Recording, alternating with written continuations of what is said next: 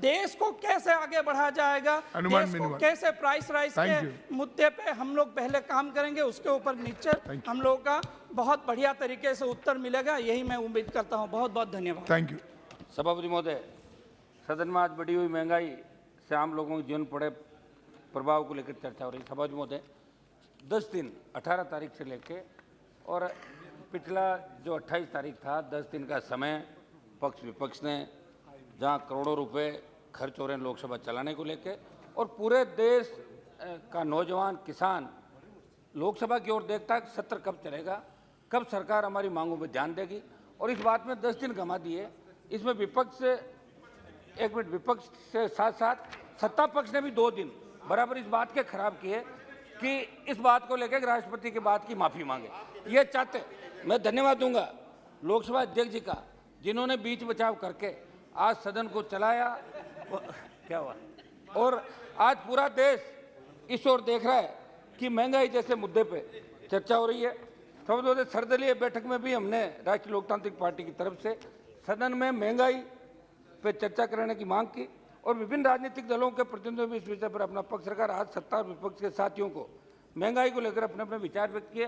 सत्ता पक्ष की तरफ से मैं देख रहा था कई लोग बड़ा लंबी तैयारी के साथ आए, ऐसा लग रहा है कि मंत्रिमंडल के अंदर वापस विस्तार होने वाला है।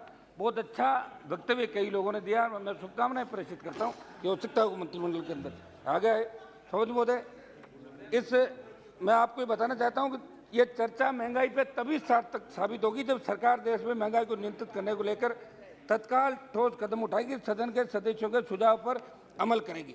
मेरे पंजाब से आने वाले पूर्व मंत्री ने इस बात की चिंता जाहिर करी। किसानों का आंदोलन जो देश का सबसे बड़ा आंदोलन था, ऐतिहासिक आंदोलन था, और 1000 से ज़्यादा किसानों की शहादत के बाद प्रधानमंत्री जी ने तीनों कृषि बिल, काले कानून वापस लिए।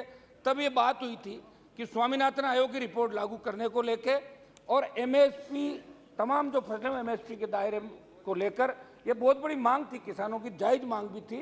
इसको लेकर कमेटी बनाई और इनको एमएसपी के दायरे में लाने की बात की, लेकिन दुर्भाग्य इस बात का है कि इस ओर अभी भी सरकार ने ध्यान नहीं दिया और किसान वापिस सड़कों पर। मेरी मांग रहेगी कि स्वामीनाथन आयोग की रिपोर्ट लागू करें और किसानों के जितने भी मुद्दे थे जिसको लेकर किसान आंदोलित थे, और तीनों कृषि बिलों के वापस लेने के साथ ही जो सरकार ने आश्वासन दिया, सरकार को इस ओर गंभीरता से विचार करना चाहिए। किसानों को अपने वादे पे सरकार को खरा उतरना चाहिए। सभापति महोदय, मैं वर्तमान सरकार के कार्यकाल में महंगाई ने किस स्तर को छुआ, उससे निर्धन और मध्यम तबके पर जो खराब असर पड़ा वो चिंताजनक है। लेकिन 2009 से 14 जब कांग्रेस का कार्यकाल था, यूपीए के कार्यकाल वाली सरकार में भी बहुत ज़्यादा महंगाई थी। तभी भाजपा वालों ने एक नारा दिया था कि बहुत हुई महंगाई की मार, अब की बार मोदी सरकार, ये नारा आप लोगों ने दिया था। और देश की जनता ने आपको भरोसा करके एनडीए को सत्ता में काबिज करवाया 2 बार। पिछली बार तो मैं भी आपके साथ था एनडीए के अंदर, लेकिन एक आपके साथ ही तो वोट मांगे। प्लीज हनुमान मेरीवाल जी, हनुमान मेरीवाल जी, मना कब कर रहा हूँ? हनुमान मेरीवाल जी, वोट मांगे थे। हनुमान मेरीवाल जी, वर्तमान सरकार ने अभी कोई ठोस कदम नहीं उठाए। और एक समाचार पत्र में प्लीज बाइंड अप, लिखी बात कोई सदन में दोहरा रहा हूँ कि घटती आमदनी और बढ़ती महंगाई चिंता का विषय, और कर का बोझ भी उस वर्ग पर डाला जा रहा है जिसके हाथ में करने के लिए काम नहीं है, जिसकी जेब और पेट खाली है, उस वर्ग को कर में छूट दी जा रही, जिसकी तिजोरियां भरी हुई है। और ये बात काफी हद तक सही भी है महोदय। ऐसे में आमदनी बगैर अर्थव्यवस्था और पानी बगैर नदी की कल्पना करना बेमानी है।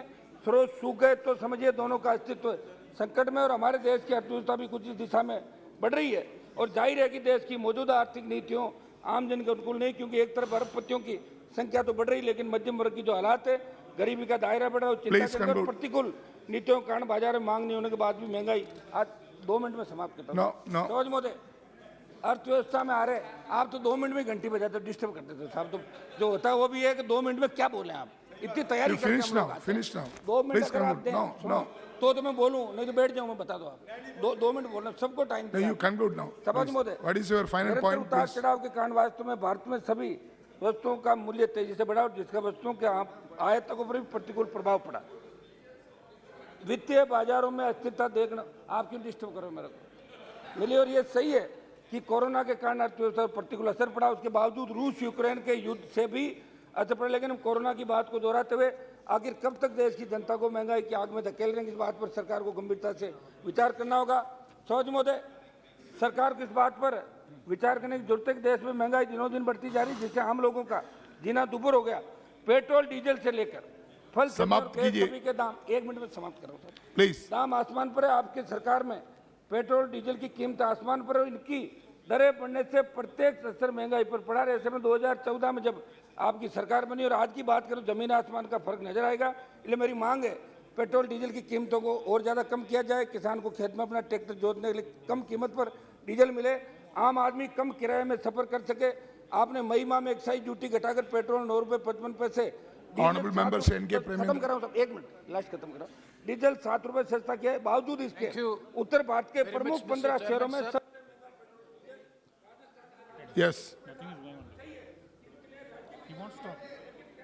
Sir, first of all, I take this opportunity to extend my sincere